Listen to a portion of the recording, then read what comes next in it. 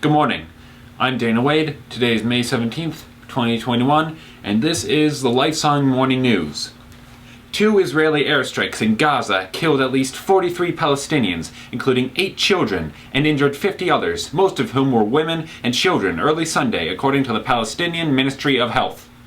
With the latest casualties, the death toll in Gaza has climbed to a total of 197, including at least 58 children and 34 women, according to the Palestinian Ministry of Health.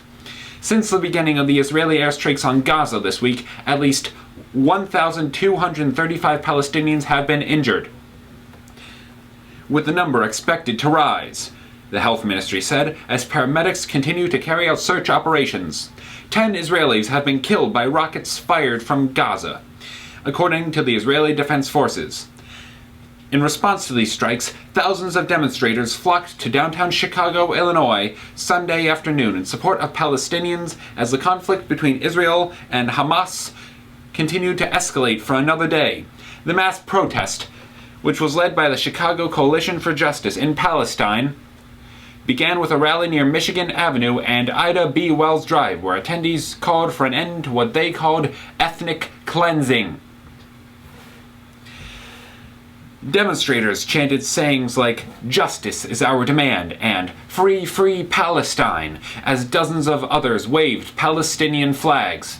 The United States does not recognize any state called Palestine.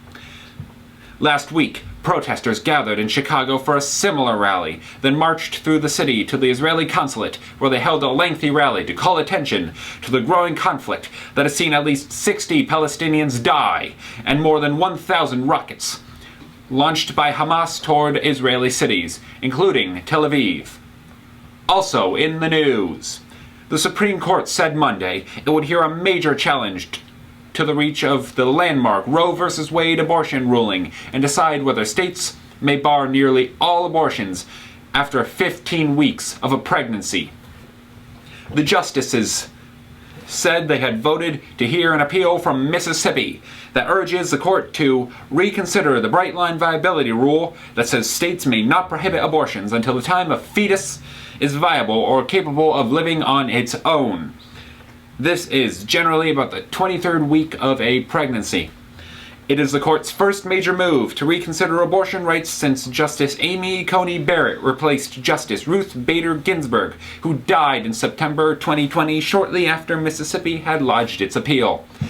Barrett, who has acknowledged being personally opposed to abortion, is widely expected to be the vote that would allow the court's conservative majority to rein in abortion rights. Several other Republican-led states have passed laws to forbid abortions at early stages of a pregnancy, but all those measures have been blocked because of the court's precedents on abortion.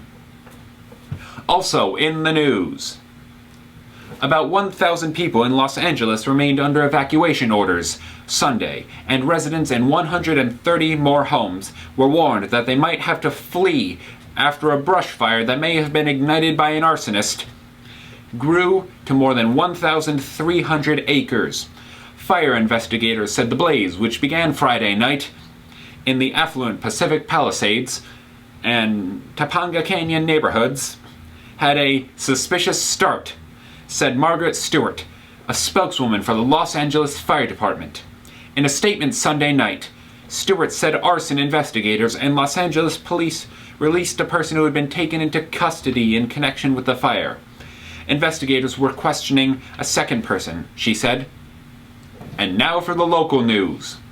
A Glens Falls man is in hot water after deputies say he robbed a convenience store in Queensbury. Deputies with the Warren County Sheriff's Office were called to the Speedway on Aviation Road Sunday. They say the clerk told them the suspect was a friend of hers, 22-year-old Anthony Dean, and he stole some cash before taking off. Deputies caught Dean after a brief chase. Dean was sent to the Warren County Jail.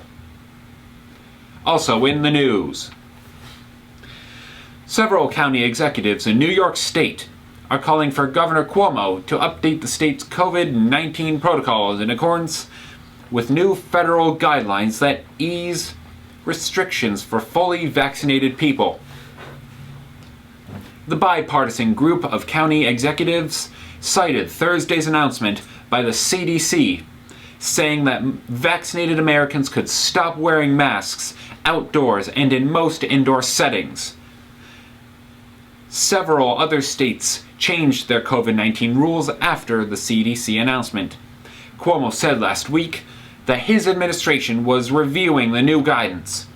A spokesperson for the State Department of Health says that review is continuing. And now for a further perspective. Greetings, viewers. I am Samuel Bennington, and this is A Further Perspective. The airstrikes in the Gaza Strip are in response to hundreds of rockets fired by Hamas at Israeli civilians. At least that is what the IDF claims. Only a few of those rockets fired by Hamas actually hit, thanks to Iron Dome, Israel's robust anti-missile defense system. These Israeli airstrikes are aimed at Hamas targets, but unfortunately, as Mr. Wade said, they have killed hundreds of civilians. This has caused massive outcry, as many users took to social media to show the world what has happened in the West Bank and the Gaza Strip, along with donations to Palestinian aid organizations. In one instance, the headquarters of the Associated Press in Gaza was bombed by the IDF after it was evacuated. The IDF claims that Hamas was using the building for military purposes. The bombing has caused outrage by Associated Press reporters, as they claimed they had never seen Hamas in the building. From Collins Park, this was A Further Perspective.